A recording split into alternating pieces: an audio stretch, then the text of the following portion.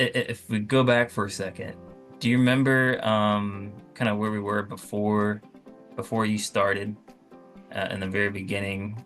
I took some notes here, but I don't know if you remember um, where you were on your farm, like your sales and what your goals were. I don't remember specifically. No, I mean, what I gave you. No. I didn't get a full number on your total sales, but you said your profit was about $1,300 over the previous 12 months before you started. Yeah.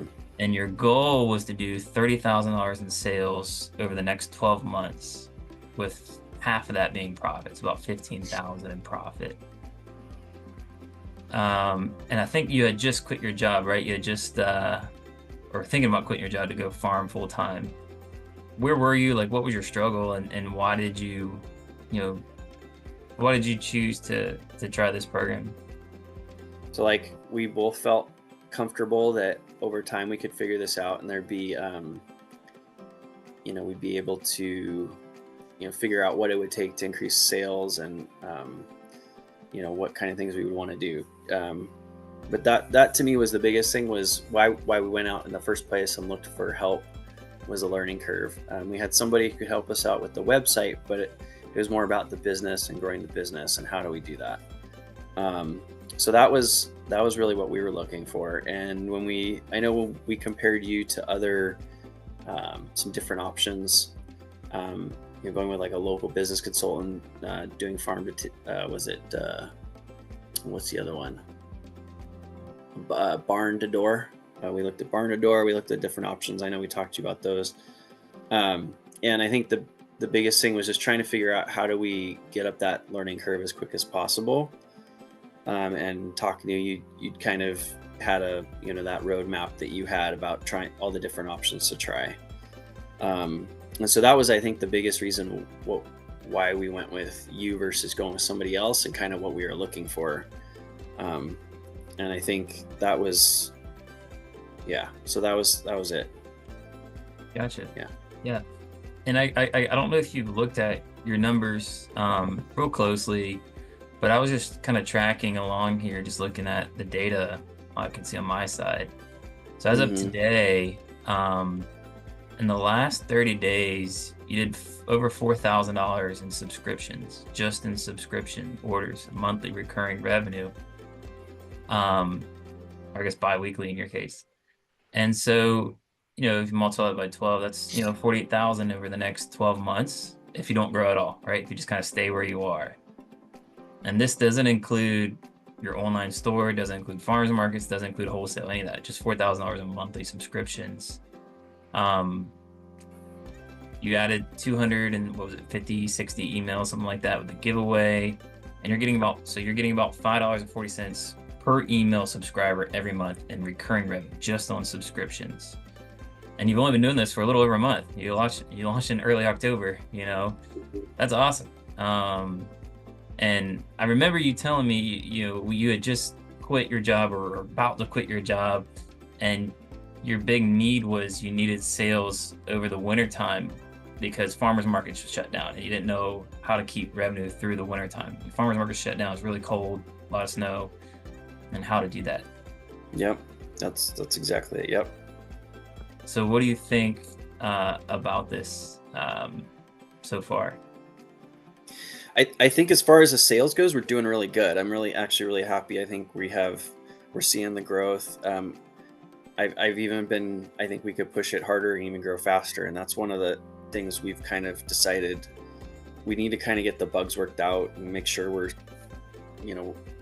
everything's working. And so that's what I think has been the big thing, is the sales have been growing, like it's been really successful. I mean, we're really happy with the subscription program. I think it's, yeah. So overall the sales are good. I mean, we spent a lot of time just doing farmers market sales, and we saw a lot of good growth over the summer from that. And so that's been really good. So I think our sales have really picked up overall. And the subscriptions, I think, are a great way to keep going. The big thing with the subscription program, the things that I worry about are, since we're selling a lot of other products from other farms, our margins are lower Mm. on their products, Yeah. so how do we capture the margin, because when we've kind of costed into our products, 50, sometimes 50 to 60% variable margin, and then there's a little bit less when you figure in all your other costs, but our margins on our resell products are a little bit lower. So I'm trying to make sure we're selling those at the right price and that we have the right. The good thing is we found some good some good producers that are lower cost, I think. But we're starting to compete in markets that are a little bit higher cost or higher price, I think. So we have an opportunity to capture some margin there. So even though the sales are there, we're not quite seeing the profit that I think we could get. So that's one thing I want to work on, for Yeah. I sure. mean, And yeah, then, if you're reselling, that profit's going to be smaller. It just is what it is. But what you lose in profit margin because you're reselling somebody else's product, you make up for in saving time and energy, and you don't have to you don't have to grow it, right? You're just yeah, selling. That's it. So it's a give or take there for sure. But it's one less animal, one less enterprise you have to maintain on your own. yeah, it just tells me that, it becomes partly a volume thing, where you want to get your volumes up because then, that helps, so that's something that we're looking at, is I want to sit down and kind of do like a where we're at with the whole program now that we're seeing the sales, what are our margins and what do we need to do to try and improve those. But I think overall the sales are there, which is great. I think it shows it in general that customers see the value where we're at. Where I think I was really nervous when we started, like trying to figure out what the pricing point should be, like what our prices need to be. Are we going to be, what are the different size options we should offer? It actually seems like we hit a really good mix because our average purchase right now is around the medium sized. Like when you look at our total sales, like we probably have roughly 50% right around medium. You have about another 25-30% on small, and then maybe 20%, 15% on the large. I don't know if those add up roughly, but we see a lot. It seems like we hit a pretty good mix on terms of size and costs, so that's good. I was worried about that people would think is either too expensive or so that was good. Just want to check in, see how everything was going with the farm. We've had like a pretty busy couple of weeks. So let's see. The first thing, we've ended our first giveaway. We got about 260 emails, roughly 250 signups from that. Awesome.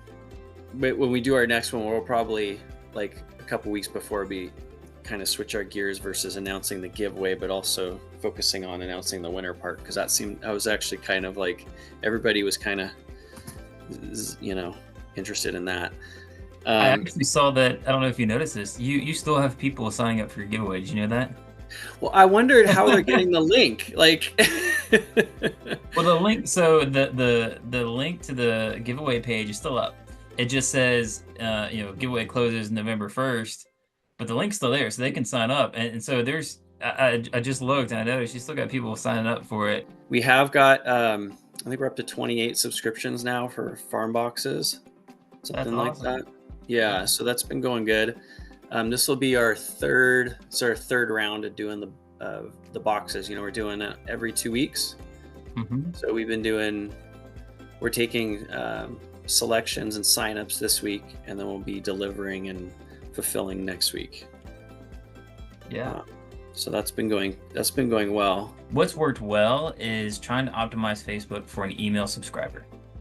It's much cheaper, it's much more effective than trying to send an ad to somebody, especially a cold audience, somebody who's never heard of you, never seen you before, and asking them to buy a $50 product. It can happen, but it's very expensive and it's really hard to do that. So what works best is getting an email subscriber. The best way to get an email subscriber is by offering them something irresistible. So like your giveaway, that's what works really well. I've advertised, you can advertise like your subscription box and you might get a few people sign up, and you can also collect emails, and so you can kind of piggyback the two together. So you can advertise something like a giveaway and then it redirects them to your subscription box, something like that. but usually we like to target emails. And we can get, it usually will cost anywhere from $2 to $4 per email. General cost usually. Looking at your numbers, you are around $5.40 per email subscriber every month with your subscription. So that means you get ROI, in just the first, the first on the fence about whether to do home delivery. Do you have a sense of how many people signed up for that versus pickup? Yeah, right now it's about 80% pickup, 20% delivery. Got it. So I think that helped us because a lot of our customers, and this might be part of the reason, we talked about geographically, a lot of our customers are close to us right now. That's kind of where we focus. And then going forward, I think our growth is going to be further away from the farm. So we might see more deliveries. And I'm seeing that in some of our signups, like some of the more, as we're seeing more signups from further away, we're getting more delivery. It's probably going more 50-50 even. But it does seem like we might shift more towards delivery. And especially the other thing is, since we are offering it through winter, and because people don't like driving in the weather, and it's just easier to stay home sometimes during the winter and not have to go out, I think that's also, people are interested in doing delivery for that reason. So we'll probably see it shift more towards delivery. What do you think has worked really well in terms of that regard to get customers, get emails, and get sales? So I think the giveaway though is good at getting some subscribers, some people, but most of our subscribers didn't come from the giveaway. I don't think. That would be something interesting to look at though. I think a lot of them were people who were already, we did a lot of marketing around the farm boxes just in person because we were rolling them out, and we were at farmers markets telling people like, we're not, the market's ending. If you want to keep ordering, you're going to need to get a farm box. And so a lot of people were interested in that. And I see, you've been active on social media. You get a lot of comments there. You feel like that has helped drive either email signups or subscriptions? Yeah, we have a lot of followers now. We switched over to Instagram about 4 months ago, maybe. And so we were mostly active on Facebook, and we had, I think, 1,500. I don't know what we're up to now, 1,500 or 2,000 roughly. Instagram's smaller, but it's been growing.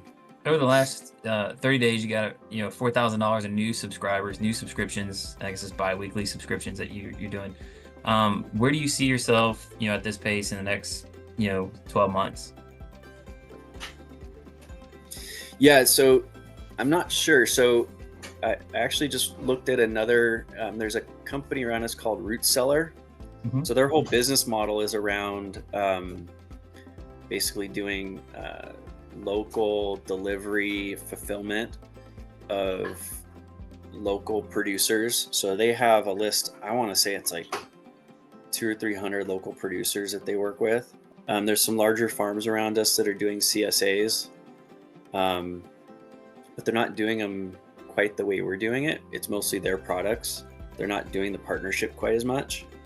So we're kind of in this in-between area, I think, where we're doing it a model that's kind of similar to that company, to that Root Cellar company that does the large kind of aggregator, and they get all these products from lots of different places. With the subscriptions, it seems like we've got a lot of good traction, and especially locally. We've been kind of talking like it seems like that's the biggest opportunity because the customers there, in terms of demographics and like the types of customers that are already buying from those companies, and then even further away, there's some kind of demographic areas where I think they're even further than Bozeman, that we could potentially break into. But there's quite a bit of competition. So that's, I guess, one of the things is trying to figure out, does it make sense to go focus our efforts there? We're kind of using this farmers market and seeing how that goes as a good example of that. Smaller farmers, like there's this gap, I think, between like that aggregator that typically works with big farms and then like the individual farms where they're doing their own CSA. It feels like there's this gap where there's smaller farms that don't understand how to do distribution very well, Yep. Like we're working with a ranch right now that has beef. It's grass-fed beef. Um, they don't have a website. They don't have a Facebook page. Like they just sell it at farmers markets out of their truck. And their prices are pretty good. They have a decent price and a really good product, but they haven't really been able to figure out how to do the sales piece more broadly. So we've been selling their stuff, and it's been really popular. So I think there's that. I kind of feel like that's maybe where we fit in, is kind of that gap. That's a Um, sweet spot. I think, yeah, I think you're exactly right. It's a sweet spot because if you get too big, there's big aggregators that source other farms. They're usually sourcing it on one central location. They're shipping it all over the country. They're trying to advertise to everybody all over the country. It loses that personal touch. It's like, going to your local barber shop versus going to Walmart to get your hair cut. You lose that personal touch, right? And it kind of dilutes the whole family farm thing, those big aggregators. And so what I think this has done is it creates a sweet spot for you because you're still very local, hyper local, working with hyper local farms. You're providing a service to those other farms because you're doing the distribution, the marketing, the sales for them. And you're tapping into that local market, but you're not so big that you're losing that personal touch. And because you're doing pickup and delivery, your costs are much lower because you're not having to pay for boxes and shipping and materials and ice, and then the cost of shipping on top of that. And so you can be much more nimble, much more competitive with your price and hit a broad, range of customers at a good price in your local area. And I feel like, you know, I think my feelings are keep doing what's working, right? Keep doing it. If it's, I mean, $4,000 of sales in 30 days is incredible. That's amazing for a first time launch of something, right? And it's going to keep, if that continues to grow, that could be huge. And so just keep growing what's working. Try to tweak it, try to make it better and bigger, and I think that could be really do really well. I think I don't think a lot of people think you have to ship across the country, or multiple states to get enough customers. Like I don't think you do. I think there's plenty of customers in your local area within 30 miles. You just got to give them what they want. If you're a chicken producer and you would do the subscription model, hey, subscribe to our chicken. Well, you're going to be limited. You're going to tap out your local market because only so many people are going to want chicken delivered every week. But what you're doing, where you're offering the variety box, that's something everybody can get on board, especially because it's customizable. And I think that's a sweet spot niche that is not filled, and that people obviously has shown that really want it. Yeah, I think so. I mean, I think there's in our area too with the farmers markets. I was worried because farmers markets, right? They go away, and then where your customers disappear for 8 months out of the year. But it's a huge opportunity, I think, too, to keep going because people are looking for that, and there is no markets around us, especially locally, like within 15 miles of us, anyways. So like our local customers are like, yeah, you guys go find the food and bring it to us, and that's the other piece that I think is the challenge, is trying to keep the options fresh, looking for because for us, there's no outdoor growing anymore, so like from November to May, at least roughly November to May, there's really no outdoor growing. So one of the things I'm trying to figure out is how do we continue to find food options through the winter to keep it fresh, and what can we do to try to find those kinds of things that will keep people interested through winter. Yeah. So I mean, the beef, I think the proteins are a little bit easier because they're frozen. You can keep them in storage and just you have your inventory. But it's the fresh stuff that's, I think, going to be tricky. The baked goods and the meat will work great, and we're also doing microgreens. There's some other cold storage foods, like potatoes are really big around here. So I was planning on reaching out to some potato producers. There's a guy who does mostly root vegetables. Those typically store well, and you can kind of keep those through winter. So we're trying to find some different options of things that are produce, but not necessary, that have a much better shelf life. That's the other nice thing about the CSA is you can stuff your CSA, right? So like you do a local produce box with another farmer, It's whatever he has in stock. And so if you're growing vegetables and you're selling them, at your on-farm store at the farmer's market, whatever is excess, well, that's the CSA box, right? You can just punch the, Mm. you can make that a listing on the CSA box, or what we do is we just say it's going to be a local produce box, whatever's in stock in season. And so you can just put that in your Yep. box, if they choose that option, if they want the local produce. Um, so that's another way just to get rid of your overstock and not have any waste. Where do you think you'd be if you hadn't asked for help, if we hadn't done this? I don't know. It's hard to know. I think we'd probably be going, well, let's say if we'd gone with an alternative, like let's say barn to door. I didn't feel like we'd be paying a lot of money and probably not getting a lot of, their focus is really on shipping and other things, and that's not what we were looking for. So I think, if we had gone with a local option, we didn't find a whole lot of people, like you said, that are doing this. I think that we probably would have spent a lot. It would have probably been a lot more expensive, and we probably wouldn't have such a kind of that niche program. We would have been trying to do something that people are already doing, I guess. We would either been trying to ship or do something bigger, or we would have been trying to do something that a platform has a program, and we would try to fit our stuff into it. Where this I think we've been able to really kind of customize it to what our products are, and customize it in a way that I think it's a lot down the road. I think it's going to be a lot better for us. If you met somebody, another farmer, they were interested, and they're on the fence about, kind of working with us or whatever, what would you tell them? I to me, somebody, it would take to me, it's about accelerating that learning curve. So working, through your program, it was good to kind of work through different options systematically, and we could kind of see if that would work for us or not. Some of them didn't, right? And that's, I think, one of the learning curve pieces is we figured that out pretty quick, that wholesale wasn't gonna work for us, which was kind of disappointing. But at the same time, we realized that's not really the direction we're gonna head. And I think that if somebody's looking to try to grow their sales and do it in a way where it's not necessarily just their products, like it's more of putting this program together, I think it's great, because I think that helped us. That's really, I think, where we're going to grow. I mean, we're just starting at the beginning of that, but I think that's really where the future for us is headed. I think there's a huge potential for us. I see that there's a huge potential for this type of program. So, yeah. You think it's potential, like you see potential to do 3-4 times what you're doing now? You kind of keep at this pace? Easily, yeah. I think easily we could triple where we're at. Yeah. I mean, I think we could right now. We're at, I think, 25 to 30 subscribers. I think we could easily get to 200, depending on kind of how we subscriptions. Yeah.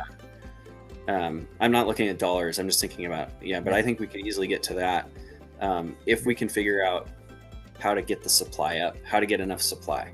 Because once it's like, it's like when you're working with a guy who grows 3 cattle a year, that can supply roughly what we need for a period of time. But then you're talking about, where do you find more people like that, and how do you?